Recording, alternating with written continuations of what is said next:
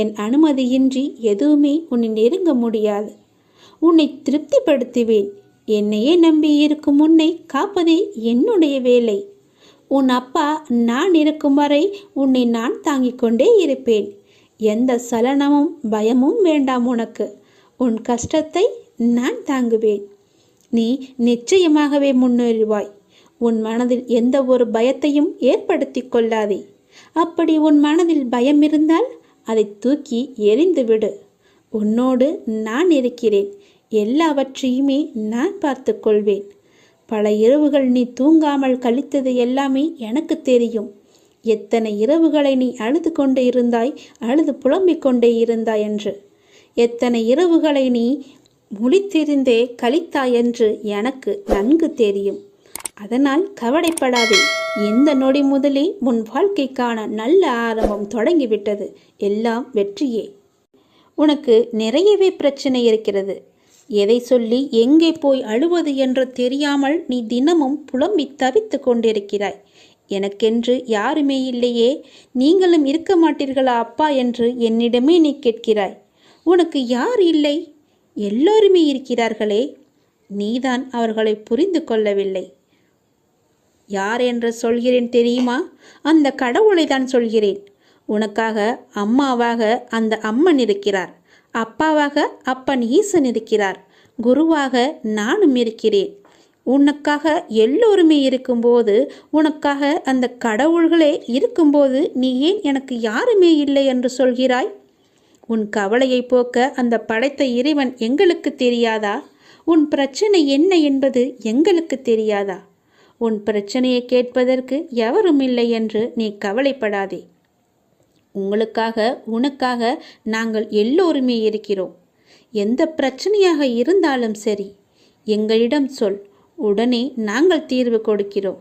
உனக்காக, என்னுடைய குழந்தைகளுக்காக நாங்கள் எது வேண்டுமானாலும் செய்வோம். உன்னை படைத்தது யார் என்று நினைக்கிறாய்? உன்னை படைத்தது நாங்கள்தான். எங்களுக்கு தெரியாதா? நீ எங்கு, எப்போது, எப்படி பிறக்க வேண்டும், யார் வயிற்றில் பிறக்க வேண்டும், யார் உனக்கு அப்பாவாகவும் அம்மாவாகவும் இருக்க வேண்டும் என்று எங்களுக்கு தெரிந்துதான் நான் உன்னை படைத்தேன். நாங்கள் உங்களுக்கு செய்வது எல்லாமே நன்மையாகத்தான் இருக்கும். அதனால்தான் இவர்களுக்கு உன்னை பிள்ளையாக படைத்தேன். இப்போது நடந்தது, இதற்கு முன்பு நடந்தது, இனிமேல் நடக்கப் போவது எல்லாமே எங்களுக்கு தெரிந்துதான் நடக்கிறது என்பதை நீ ஏன் மறந்துவிட்டாய்? உன்னுடைய கவலைகளை பற்றி எங்களுக்கு தெரியாதா? உன்னுடைய பிரச்சனைகள் எல்லாமே தீரும் நேரத்தை நீ நெருங்கிவிட்டாய். நீ இதுவரை அனுபவித்தது பூர்வ ஜென்ம, முந்தைய ஜென்ம கர்மாவின் பலன்தான். மிச்சம் இருந்தது. அது இப்போது முழுவதுமாகவே தீர்ந்துவிட்டது. இன்னும் நான் உனக்கு நிறையவே கொடுக்கப் போகிறோம். அதை பெறுவதற்கு நீ தயாராக இரு. என்ன கஷ்டத்தை கொடுக்கப் போகிறீர்களா என்றுதானே நீ கேட்கிறாய்? அவ்வளவு சோதனைகளை நீ தாங்கி இருக்கிறாய். அவ்வளவு பிரச்சனைகளை நீ பார்த்து இருக்கிறாய். கவலைப்படாதே. இனி வருவது உனக்கு பிரச்சனை அல்ல, உனக்கு கவலையும் அல்ல, உனக்கு சந்தோஷம்தான். உன்னுடைய பிரச்சனைகள் எல்லாமே முடிந்து விட்டது. அதற்கு தீர்வும் நீ கண்டுவிட்டாய். இனி நடக்கப் போவது எல்லாமே உனக்கு ஜெயமாகவே இருக்கும், சந்தோஷமாகவே இருக்கும். நீ கேட்டது அனைத்துமே உங்களுக்கு கிடைக்கும். நீ எதிர்பார்த்தபடியே உன்னுடைய வாழ்க்கை நிச்சயமாகவே அமையும். என் வார்த்தையை நம்பு. உன்னை நான் படைத்தேன். பக்தியுடனும் நம்பிக்கையுடனும் விசுவாசத்துடனும் என்னை நோக்கிய வணங்கிய மறுகணமே உன் கண்முன் நான் காட்சி அளிப்பேன். நான் உனக்கு காட்சி தரப்போகிறேன். நான் உன்னை கண்டிக்கிறேன். நீ ஏன் தேவையில்லாத செயல்களையெல்லாம் இழுத்து போட்டுக்கொண்டு செய்து கொண்டிருக்கிறாய்? நான் உனக்கு இப்போதே எச்சரிக்கிறேன். தேவையில்லாத செயல்களை நீ செய்யாதே. நீ கடந்து போனதை நினைத்து இடிந்து போகிறாய். வேண்டாம். நீ அடுத்தவரோடு ஒப்பிட்டு பார்த்து நீ துவண்டு போகிறாய். அதுவும் வேண்டாம். அனைவரையும் திருப்திப்படுத்த நினைத்து உன்னுடைய நிம்மதியை நீ இழந்து கொண்டிருக்கிறாய். அதுவுமே உனக்கு வேண்டாம். நீ தேவையில்லாத இந்த செயல்களையெல்லாம் நீ செய்யாதே. நான் சொல்வது போல செய். நீ சந்தோஷமாகவே இருப்பாய். உன் பாதையில் இனி எல்லாமே வெற்றியாகவே அமையும். நீ எத்தனை துயரங்கள் வந்தாலும் தளர்ந்து போகக்கூடாது. நான் உன் மனதில் ஆழமாக இருக்கும்போது நீ எதற்கும் கலங்கக்கூடாது. நீ மற்றவர்களைப் போல் இல்லாமல் அனைவரது மனதையும் கவரும் அளவிற்கு நீ கடந்து கொள்வாய். நடந்து கொள்வாய். யார் எதை கேட்டாலும் தந்துவிடும் நற்குணம் உனக்கு இயற்கையாகவே உண்டு. உன்னை துரத்தியவர் மத்தியில் எதிர்த்து நின்று நீ செயல்படுவாய். உனது துன்பங்கள் மறையப் போகிறது. கர்ம பலன்களிலிருந்து நீ விடுபட போகிறாய். அனைத்துமே மாறப்போகிறது. எதற்காகவும் எந்த சூழ்நிலையிலும் நீ கலங்கக்கூடாது. எவரை கண்டும் நீ அஞ்சக்கூடாது. நீ செயல்படு, சந்தோஷமாக செயல்படு. உன் வெற்றி இலக்கை நோக்கி நீ செயல்பட்டு நீயாக இரு. வேண்டியதை தருவதற்கு நான் இருக்கிறேன் உனக்கு. எதை வேண்டுமானாலும் செய். என் மீது நம்பிக்கை வைத்து முழு முயற்சியோடு செய். என்னுடைய துணை எப்போதுமே உனக்கு உண்டு. மனம் தளராதே. உன் அப்பா நான் இருக்கிறேன். உன்னை அனைத்திலுமிருந்து பாதுகாத்து உன்னை வீழ்த்த நினைத்தவர் மத்தியில் உன்னை பார்த்து வியக்கும்படி நான் செய்கிறேன். நான் உன்னை மறந்துவிட்டேன் என்று நினைக்கிறாய். நான் உன்னை மறக்கவே இல்லை. எப்பொழுதும் உனது நினைவுகளை நான் சுமந்து கொண்டே இருக்கிறேன். இருப்பேன். இனியும் இருந்து கொண்டு இருப்பேன். தைரியமாக இரு. மகிழ்ச்சியாக இரு. நான் உனக்கு அள்ளித்தரும் நேரம் இது. உனக்காக அள்ளி கொடுக்கப் போகிறேன். உனக்காகவே. நீ கலங்கக்கூடாது. ஏனே நீ சரணாகதி அடைந்து விட்டாய் அல்லவா? நான் உன்னை நிச்சயமாகவே பாதுகாப்பேன். பொறுமையாக இரு. நீ பெருமைப்படப் போகிறாய். அப்பா நான் உனக்கு துணையாக இருக்கிறேன். ஏதாவது ரூபத்தில் நானே உனக்கு வந்து உதவப் போகின்றேன். உன் தேவைகளை நிறைவேற்றப் போகிறேன். அனைத்தையும் நானே நடத்துகின்றேன் என்று திடமாக நீ நம்பு. எனக்கு நானாகவே செய்கிறேன் என்ற எண்ணத்தை நீ வரவிடாதே. நான் உனக்கு துணையாக இருப்பேன். நீ நடக்கும் பாதையில் முட்கள் இருந்தால் அதை நானே உனக்கு முன்பாகவே சென்று களைத்து விடுகின்றேன். நான் உன்னுடைய வந்து கொண்டிருக்கின்றேன். உன் பின்னால் நான் வந்து கொண்டே இருக்கிறேன். உனக்கு முன்னால் சென்று உன் கால்களை குத்தும் முட்களை நானே எடுத்து விடுகின்றேன். கவலையே படாதே. உனக்கு உதவ ஏதாவது ஒரு ரூபத்தில் உன் அருகில் நான் இருப்பேன். நீ எதற்கும் பயப்படக்கூடாது. உன்னுடைய தேவைகள் எது என்று நீ கருதுகின்றாயோ அதை எல்லாவற்றையுமே நானே நிறைவேற்றி தருகிறேன். நீ செய்ய வேண்டியது எல்லாம் நீ நல்லதையே நினைப்பது மட்டுமே. நல்லதை மட்டுமே செய்ய வேண்டியது. உனக்கு தீமை வந்தாலும் நீ செய்த நன்மை நிச்சயம் உன்னை காப்பாற்றும். அதனால் எப்பொழுதெல்லாம் உனக்கு நேரம் கிடைக்கின்றதோ அப்போதெல்லாம் உன்னால் முடிந்த உதவிகளை, சிறு சிறு உதவிகளை மற்றவர்களுக்கு செய்து வா. அவர்களால் முடியாது, இயலாதவர்களாக பார்த்து நீ உதவி செய். நிச்சயம் உனக்கு பல நன்மைகள் காத்திருக்கும். உன்னுடைய கர்மாக்கள் எல்லாம் ஒழிந்துவிடும். உனக்கு புண்ணியங்கள் சேர்ந்து கொண்டே இருக்கும். உன்னை பற்றி பிறர் நல்லவிதமாகத்தான் நினைக்க வேண்டும் என்பதை நீ விரும்பக்கூடாது. உன்னுடைய இயல்பு எது என்றோ அப்படியே நீ இரு. உன்னுடைய இயல்பிலிருந்து மாறாமல் இரு. படைத்தவன் எனக்கு தெரியும் நீ சிறந்தவன் என்று. நான் உன்னை எப்படி படைத்தேனோ அப்படியே இரு. யாருக்காகவும் உன்னை நீ மாற்றிக்கொள்ள விரும்பாதே. யாருக்காகவும் நீ மாற்றிக்கொள்ள கூடவும் கூடாது. உன்னுடைய அப்பாவின் கட்டளை இது. நன்றாக வாழ்ந்தவன் கெட்டதும் இல்லை, துயரங்கள் எதுவும் நிரந்தரமும் இல்லை. அதனால் உன்னுடைய கஷ்டங்கள், இன்றைய கஷ்டங்கள் நாளையே இன்பமாக மாறும். அதனால் அதை நீ பெரிதாக எடுத்துக்கொண்டு இன்றைய இன்பத்தை நீ தொலைத்து விடாதே. எதுவரை போகட்டுமோ போகட்டும். உனக்கு நான் இருக்கின்றேன். மனம் தளராதே. அனைத்துமே ஒரு நாள் முடிவுக்கு வந்து சேரும். பிரச்சனை என்று இருந்தால் அதற்கு ஒரு தீர்வு என்று இருக்கும் அல்லவா? பயப்படாதே. எல்லாவற்றையும் உருவாக்கியவன் நான் தான். நான் பார்த்து கொள்கிறேன். எதிலும் பொறுமை, எங்கும் பொறுமை. உன்னிடத்தில் அனைத்து நல்ல பண்புகளையும் நான் கொடுப்பேன். உன்னுடைய கர்ம பலனை நான் கழித்து வருவதால் உனக்கு எல்லாமே தாமதமாகிறது. நம்பிக்கையை மட்டும் கைவிட்டு விடாதே. என்னை நம்பு. யார் விட்டாலும் நான் உன்னை கைவிடவே மாட்டேன். உன்னுடைய வாழ்க்கையின் அடுத்த கட்டம் ஆரம்பமாகிவிட்டது. இது மகிழ்ச்சியாக உனக்கு பிடித்த மாதிரி நான் தருகிறேன். நீ எதை வேண்டி என்னிடம் வந்தாயோ அது வரும் அமாவாசைக்குள் உன்னை வந்து சேரும். நீ மகிழ்ச்சியாகவே இருப்பாய். இது சத்தியம். இது என்னுடைய சத்திய வாக்கு. கர்மங்களை எல்லாம் குறைத்து கொள்ள ஒரு எளிய வழி சொல்கிறேன். அதை நீ தைரியமாக அனுப்புவது மட்டுமே. நீங்கள் எப்போதும் என்னை நினைத்து என் மேல் நம்பிக்கை கொண்டிருந்தால் அதை அனுபவிக்கும் சக்தியை நான் கொடுக்கின்றேன். அது துன்பம் என்ற எண்ணம் உன்னில் ஏற்படாமல் நான் பார்த்து கொள்கின்றேன். உனக்கு நல்லது நடக்கும்படி நான் அதை செய்கின்றேன். நீ முதலில் பொறாமை என்கின்ற வேண்டாத குணத்தை பொறுத்தவரை நமக்கு எந்த லாபமோ நஷ்டமோ கிடையாது என்பதை நீ அறிந்து கொள்ள வேண்டும். பொறாமை என்பது இன்னொருவருக்கு கிட்டியிருக்கும் லாபமோ அல்லது பலம் கண்டு நமக்கு தாளாமல் ஏற்படும் எண்ணம்தான்.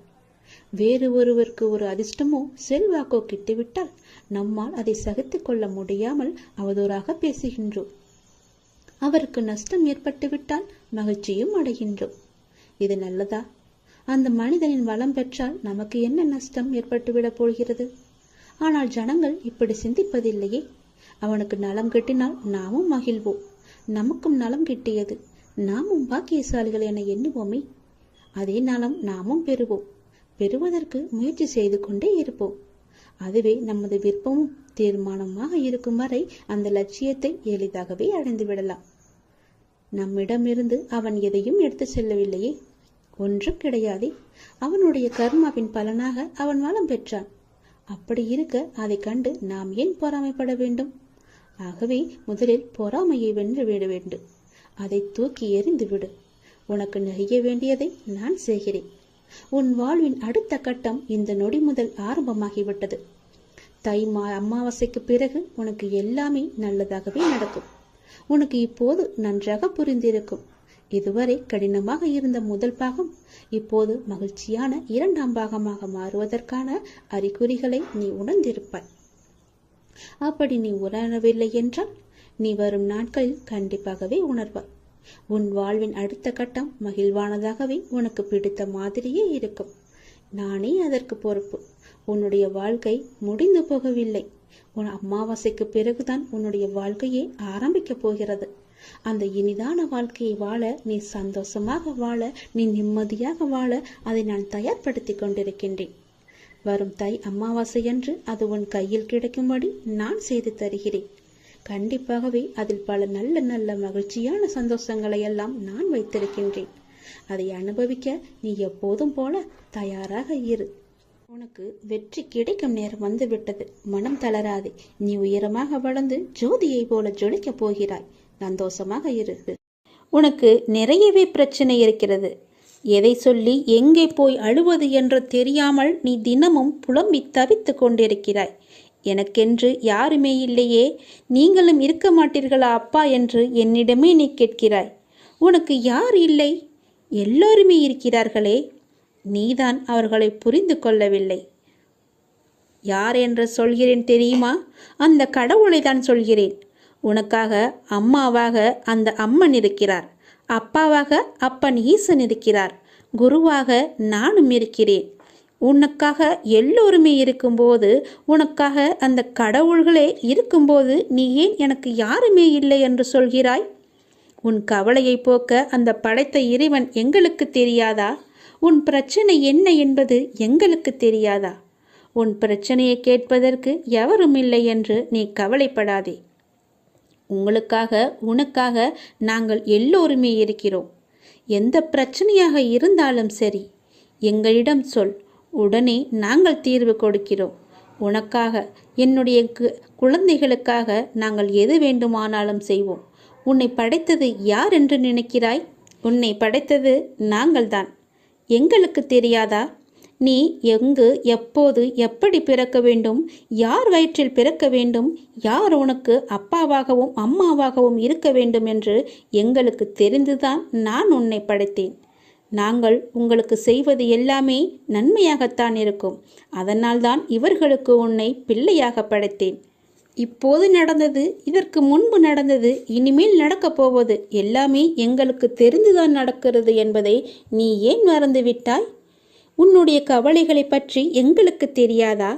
உன்னுடைய பிரச்சனைகள் எல்லாமே தீரும் நேரத்தை நீ நெருங்கிவிட்டாய்.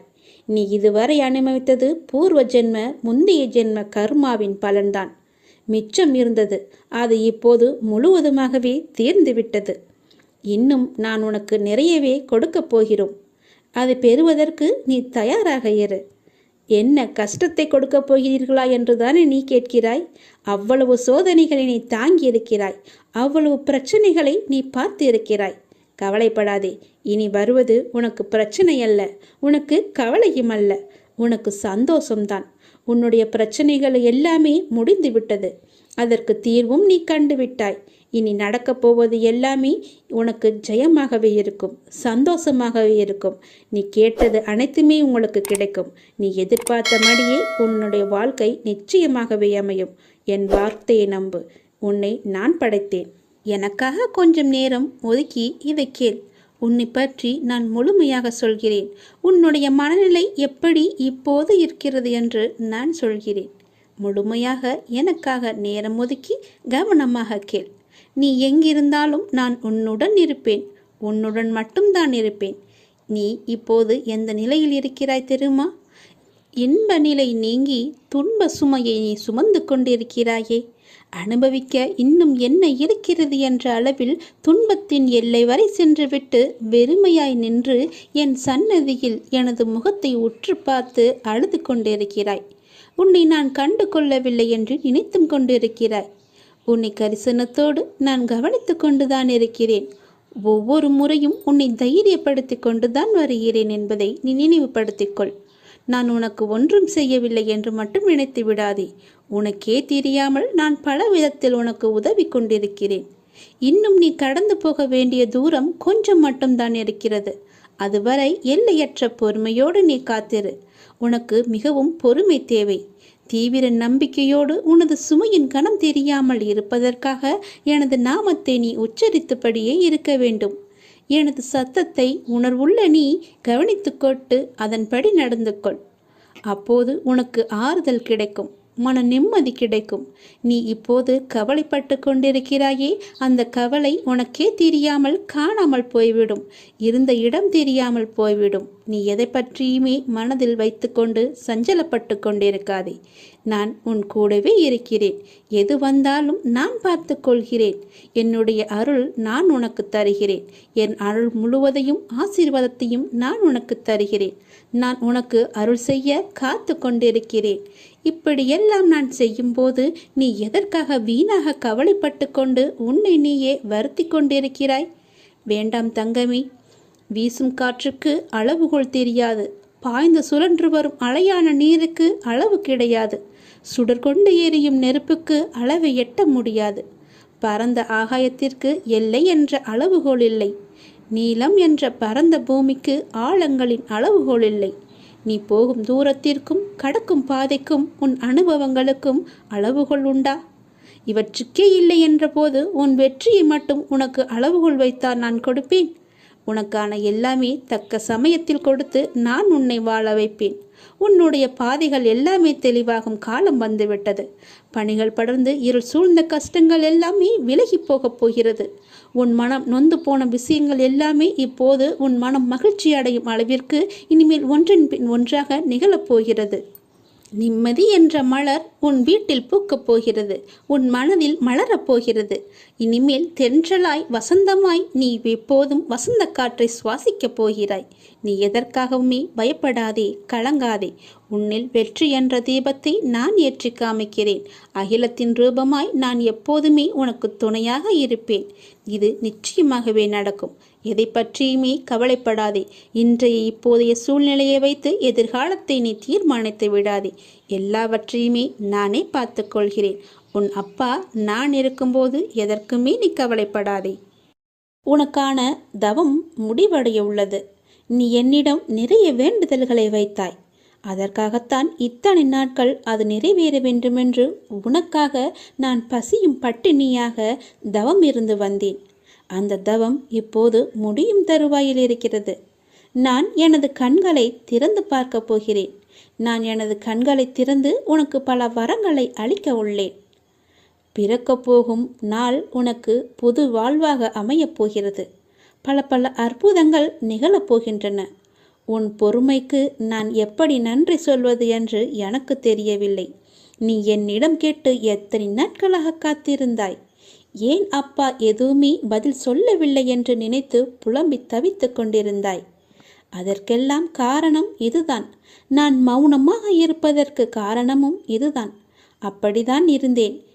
என்னால் எப்படி பேச முடியும்?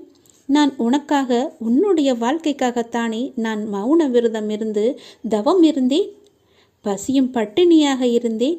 என் குழந்தை நன்றாக இருக்க வேண்டுமென்று பெற்றோர் விரதம் இருப்பதில்லையா? அதுபோலத்தானே நானும் என் பிள்ளைக்காக தவம் இருந்தேன். அப்படி இருக்கும்போது என்னை பார்த்து நீ அப்படி கேட்டிருக்கக்கூடாது. உன் அப்பாவுக்கு காது நன்றாகவே கேட்கும். நீ என்ன செவிடா என்று கேட்டாய்.